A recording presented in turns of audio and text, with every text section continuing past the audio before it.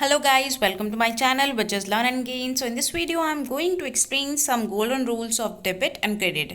So हमारे accounting में debit and credit he base होते हैं, वहीं से हम अकाउंटिंग स्टार्ट करते हैं. सो पहले हम गोल्डन रूल पढ़ देते हैं कि डेबिट एंड क्रेडिट क्या, किसे हम डेबिट करें, किसे हम क्रेडिट साइड लिखें. So let's start with this video. There are 3 golden rules. So we will understand that what are the rules. So let's start with first rule. First rule says the debit the receiver and credit the giver. पहला rule कहता है कि जो भी हमें receive हुई होती है उसे हम डेबिट साइड दिखाते हैं, और जो हम गिव मीन्स देते हैं, लाइक हमारे पास से हम किसी और को दे रहे हैं, तो that is shown in the credit side. Second rule हमारा कहता है what comes in that is shows in the debit side. जो हमारे पास आ रहा होता है that will we show in the debit side, और जो हमारे पास से जाता है उसे हम क्रेडिट साइड दिखाते हैं. एंड थर्ड रूल के अकॉर्डिंग जितने भी एक्सपेंसेस एंड लॉसेस होते हैं हम उसे डेबिट साइड दिखाते हैं, एंड जितने भी हमारे गेन्स, इनकम्स, प्रॉफिट्स वो हम क्रेडिट साइड दिखाते हैं.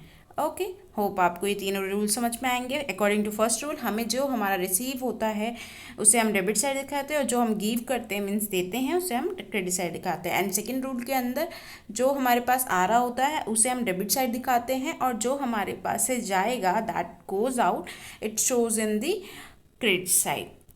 So let's start some, like there is, I have tried to show you some table where you can easily understand what we have to show in the debit side and what we have to show in the credit side. Receiver comes in, expenses ये सारे हमारे debit side आएंगे, and giver what goes out, that revenue profit हमारा credit side आएगा. So let's start with some example. I have mention here some examples. So इस example से आपको understand होगा कि कैसे ये rule को really हम apply करते हैं. So first rule है हमारा purchase of goods. हमने purchase किया है goods कितने रुपीज़ का, 80,000 रुपीज़ का. So like what we have to do.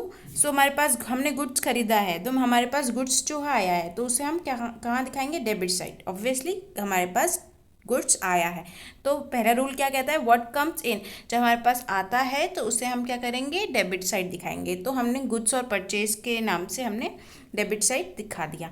Then अब हमने परचेज किया है, ऑब्वियसली जब तुम कुछ चीज़ खरीदते तो कैश देते हो शॉपकीपर को. सो हमारे पास से कैश आउट होगा. सो कैश आउट, तो कैश आउट तो उसे हम क्रेडिट साइड दिखाएंगे.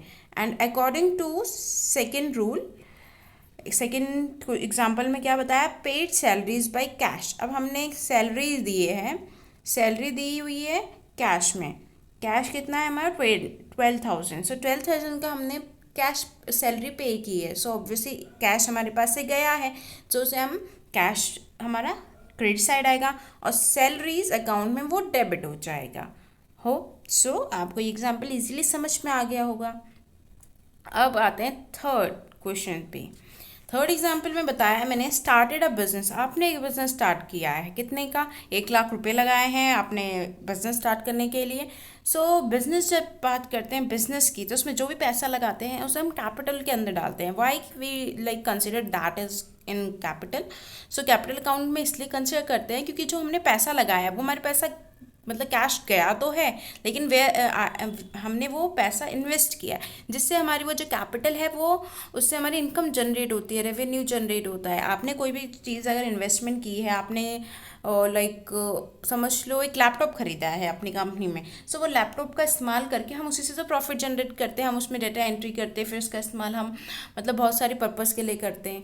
तो कैपिटल में कंसिडर करते हैं इन सब चीज़ों को, कैश में ना करके, because that is called a investment. So यहाँ पर हमारे पास से पैसा हमारे पास गया है और कैपिटल में आ गया है. सो कैपिटल में हम उसे डेबिट साइड दिखा देंगे, और कैश हमारे पास से गया है, सो द क्रेडिट साइड जाएगा.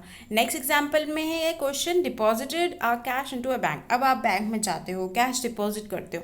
सो आप सोचो, आप बैंक में गए, पैसा डिपॉजिट किया, तो बैंक में तो पैसा जमा हो गया. सो बैंक अकाउंट में हम क्या करेंगे, डेबिट, और कैश हमारे पास से गया है तो उसे हम दिखाएंगे क्रेडिट साइड.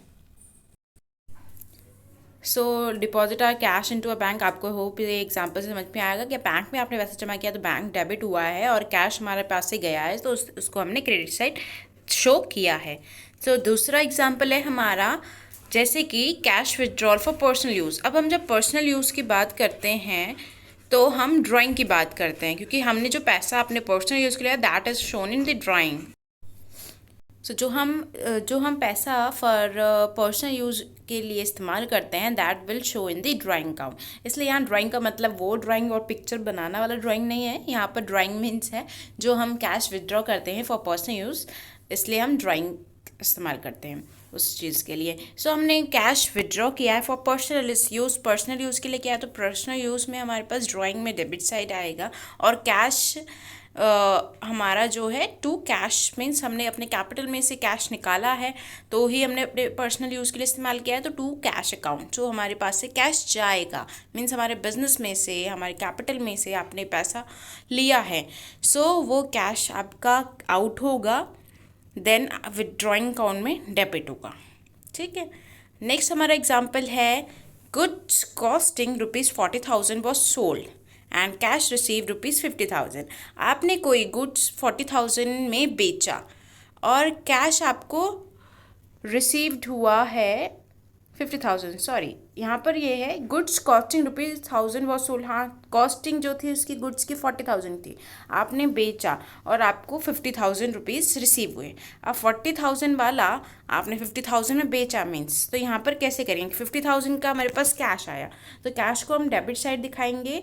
50,000 हमने कैश को डेबिट साइड दिखाया 50,000 बिकॉज हमारे पास कैश आया है, हमने जब उस गुड्स को बेचा, तो हमने सेल की है, यहाँ बेचा है तो सेल में क्रेडिट होगा क्योंकि सेल हुआ है, गया है, एंड क्रेडिट साइड। और हमने क्या पढ़ा थर्ड रूल में कि यहाँ पर 50,000 है तो हमारे पास प्रॉफिट कितने का हुआ, अब 50,000 और 40,000 इन दोनों के बीच जो हमारे प्रॉफिट हुआ है वो हुआ है 10,000 का। सो 10,000 का हमारे पास प्रॉफिट है। एंड थर्ड रूल क्या कहता है, जितने भी एक्सपेंसेस एंड लॉस होते हैं हम उसे किस साइड दिखाते हैं, डेबिट साइड, और जितने भी हमारे प्रॉफिट एंड गेन्स और इनकम्स होती है उन्हें क्रेडिट साइड। तो यहाँ पे 10,000 का जो प्रॉफिट हुआ है थर्ड रूल के अकॉर्डिंग हमें उसे कहाँ शो करना चाहिए, credit side. That's why I have shown that in the credit side profit and loss account. और कितने रुपए का क्रेडिट साइड दिखाएंगे, 10,000 का प्रॉफिट हुआ है, सो 10,000। हो आपको ये समझ में आया, नहीं आया तो मैं दोबारा एक बार समझा देती हूँ कि 50,000 में हमने एक गुड बेचा और उसकी कॉस्टिंग कितनी थी 40,000, 50,000 में बेचा तो आप ऑब्वियसली आपको 10,000 का प्रॉफिट हुआ है।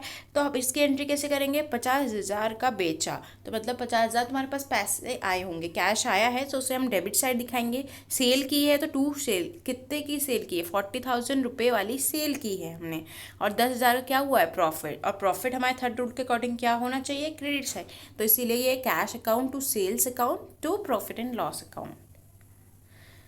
सो ये थोड़े कुछ मैंने आपको समझाने की कोशिश की थी। 3 golden rules, that is rule क्या कहता है कि debit the receiver, credit the giver. Second rule कहता है what comes in that will credited and what goes out that will that what comes in that is debited and what goes out that is credited. And expenses हमारे जितने भी losses होते हैं वो debit side दिखाते हैं, and revenue and profits हम credit side देते हैं। तो ये कुछ एग्जाम्पल्स थे जिसके थ्रू मैंने आपको समझाने की कोशिश की है, कुछ एंट्रीज, एंड ये शॉर्ट वीडियो है, होप आपको समझ में आया हूँ। And thanks for watching this video and wait for my next video. Thanks.